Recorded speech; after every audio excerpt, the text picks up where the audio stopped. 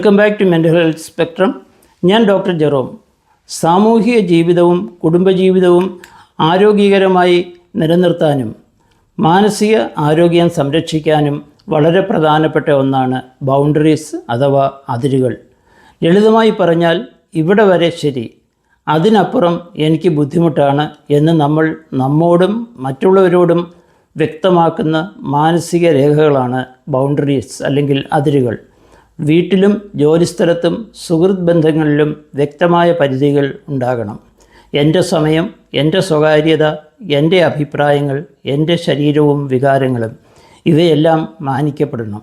ഇത് ഒരു വ്യക്തിയുടെ അവകാശമാണ്, ഇത് സ്വാർത്ഥതയല്ല. ആലോചിച്ച് നോക്കൂ, അതിരുകളില്ലെങ്കിൽ എന്താണ് സംഭവിക്കുക? നമ്മൾ എല്ലാവർക്കും വേണ്ടി എല്ലായ്പ്പോഴും യേസ് പറയുന്നവരായി മാറും.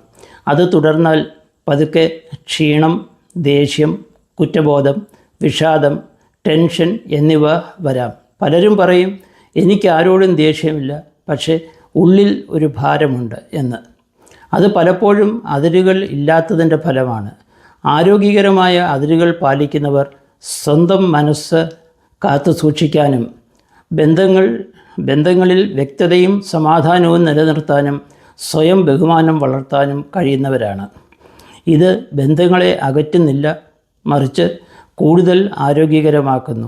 ഈ അതിരുകൾ എങ്ങനെ പ്രായോഗികമായി ഉപയോഗിക്കാം എന്ന് നമുക്ക് നോക്കാം. 1. നിങ്ങളുടെ വികാരങ്ങൾ ശ്രദ്ധിക്കുക. എവിടെയാണ് നിങ്ങൾക്ക് അസ്വസ്ഥത തോന്നുന്നത്? അതാണ് ബൗണ്ടറി. ആവശ്യമുള്ള സ്ഥലം. 2. വ്യക്തമായി പക്ഷേ മാന്യമായി സംസാരിക്കുക. ഇത് ചെയ്യാൻ എനിക്ക് ഇപ്പോൾ ബുദ്ധിമുട്ടാണ്. ഇതിന് എനിക്ക് സമയം വേണം. ഇവിടെ എനിക്കൊരു പരിധിയുണ്ട്. ഇങ്ങനെ കുറ്റപ്പെടുത്തലില്ലാതെ പറയാൻ പഠിക്കുക. 3. അതിരുകളെപ്പറ്റി ഉള്ള കുറ്റബോധം ഒഴിവാക്കുക.